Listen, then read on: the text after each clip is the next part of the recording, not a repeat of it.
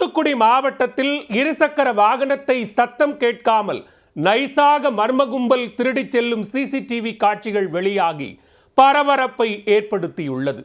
பைக்குடன் பதுங்கிய திருடர்கள் சிக்குவார்களா? ஏதோ பொறுப்பாக வேலைக்கு செல்வதை போல கும்பலாக பைக்கில் வரும் இவர்களுக்கு பைக் திருடுவதுதான் தொழில்.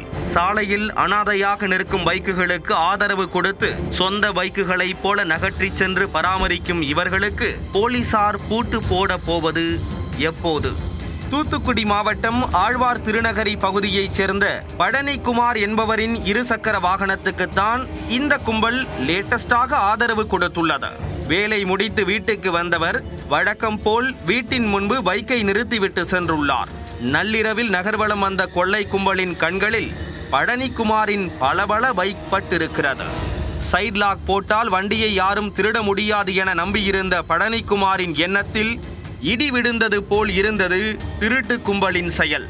பைக்கின் ஹேண்ட்பாரில் காலை வைத்து நெட்டி தள்ளிய அடுத்த வினாடி சைட் லாக் சைலண்டாக கடந்து கொண்டது. சத்தம் வராமல் நைசாக லாக்கை உடைத்த அந்த கும்பல் வண்டியை ஸ்டார்ட் செய்தால் சத்தம் கேட்டு விடும் என எண்ணி தள்ளிக்கொண்டே சென்றுள்ளனர்.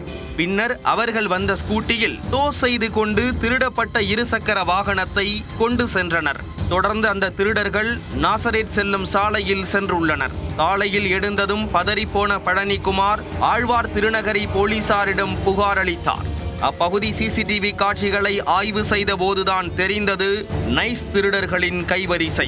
மேலும் சில பைக்குகளில் கை வைப்பதற்குள் பைக் திருடர்கள் போலீசாரிடம் சிக்குவார்கள் என எதிர்பார்க்கப்படுகிறது.